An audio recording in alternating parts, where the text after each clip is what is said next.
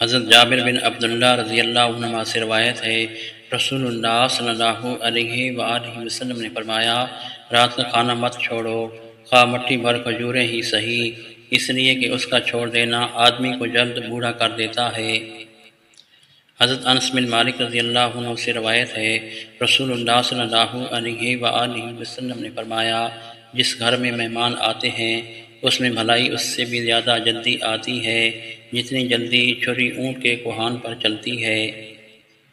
حضرت ابو ہریرہ رضی اللہ عنہ سے روایت ہے، رسول اللہ صلی اللہ علیہ وآلہ وسلم نے فرمایا، یہ بھی سنت ہے کہ آدمی مہمان کے ساتھ اسے رخصت کرتے وقت گھر کے دروازے تک آئے۔ حضرت علی رضی اللہ عنہ سے روایت ہے، انہوں نے فرمایا، میں نے کھانا تیار کیا اور رسول اللہ صلی اللہ علیہ وآلہ وسلم کو دعوت دی۔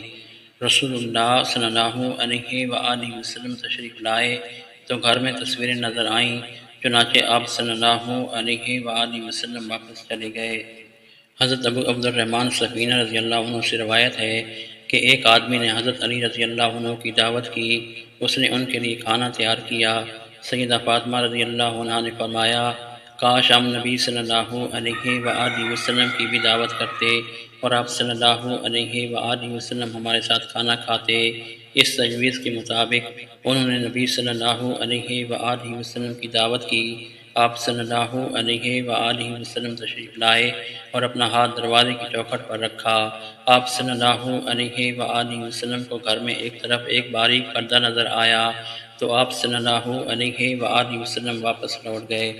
حضرت فاطمہ رضی اللہ عنہ نے حضرت علی رضی اللہ تعالی عنہ سے کہا، جلدی سے جائیے اور رسول اللہ صلی اللہ علیہ وآلہ وسلم سے عرض کیجیے، اے اللہ عز و جل کے رسول صلی اللہ علیہ وآلہ وسلم، آپ واپس کیوں تشریف لے گئے؟